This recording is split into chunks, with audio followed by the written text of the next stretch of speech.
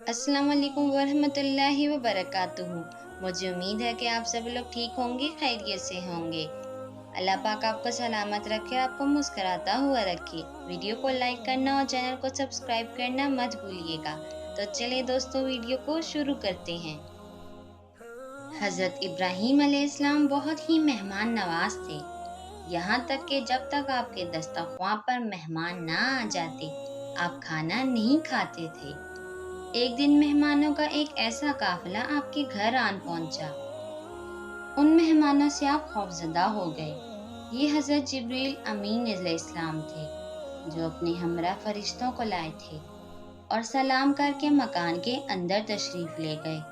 یہ سب فرشتے انتہائی خوبصورت انسانوں کی شکل میں تھے۔ اول یہ کہ یہ مہمان ایسے وقت میں تشریف لائے تھے جو مہمانوں کے آنے کا وقت نہیں تھا۔ پھر یہ حضرات بغیر اجازت کے مکان کے اندر داخل ہو گئے۔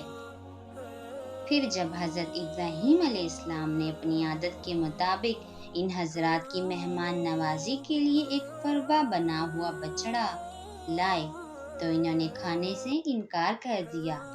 ان حضرات کی ان عادات کی وجہ سے حضرت ابراہیم علیہ السلام کو یہ لوگ مشکوک لگنے لگے کہ شاید یہ لوگ دشمن ہیں، کیونکہ اس وقت یہی دستور تھا۔ دشمن جس گھر میں دشمنی کے لیے جاتا اس میں کچھ کھاتا یا پیتا نہیں تھا۔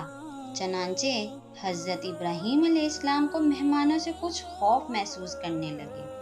گرد دیکھ کر حضرت جبریل امین علیہ السلام نے کہا کہ اے اللہ تعالیٰ کے نبی علیہ السلام، آپ ہم سے بالکل خوفزدہ نہ ہو، ہم اللہ کے بھیجے ہوئے فرشتے ہیں۔ ہم یہاں دو کاموں کے لیے آئے ہیں۔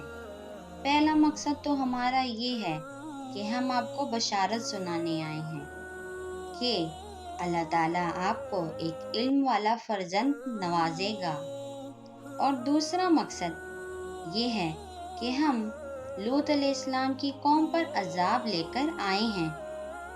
فرزند کی بشارت سن کر حضرت ابراہیم علیہ السلام کی زوجہ حضرت سارہ علیہ السلام حیران ہو گئیں، کیونکہ ان کی عمر 91 برس ہو چکی تھی اور وہ حاملہ بھی نہیں تھی۔ حیرانی سے وہ چلاتی ہوئی آئی اور کہنے لگی، مجھ بوڑھیا بانجھ کا بھی فرزند ہوگا؟ تو حضرت جبرائیل امین علیہ السلام نے کہا کہ آپ کے رب کا یہی فرمان ہے اور وہ پروردگار بڑی حکمت والا ہے۔ قرآن مجید نے اس واقعے کو ان لفظوں میں بیان فرمایا ہے، جس کا ترجمہ یہ ہے: اے محبوب، کیا تمہارے پاس ابراہیم کے معزز مہمانوں کی خبر آئی؟ جب وہ اس کے پاس آ کر بولے، سلام کہا، سلام ناشنا سا لوگ ہیں۔ پھر اپنے گھر گیا تو ایک فربا بچڑا لے کر آیا، پھر اسے ان کے پاس رکھ کر کہا، تم کھاتے کیوں نہیں؟ وہ بولے، جی میں ان سے ڈرنے لگا۔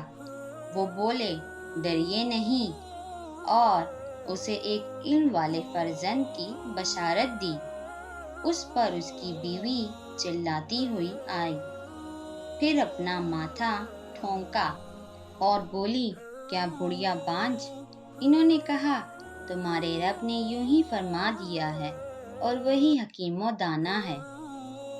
مجھے امید ہے دوستو آپ کو ویڈیو اچھی لگی ہوگی۔ تو ملیں گے اور کسی اچھی سی ویڈیو میں کسی اور اچھے سے کنٹینٹ کے ساتھ۔ تب تک کے لیے اللہ حافظ، اور سب اپنا خیال رکھیے گا۔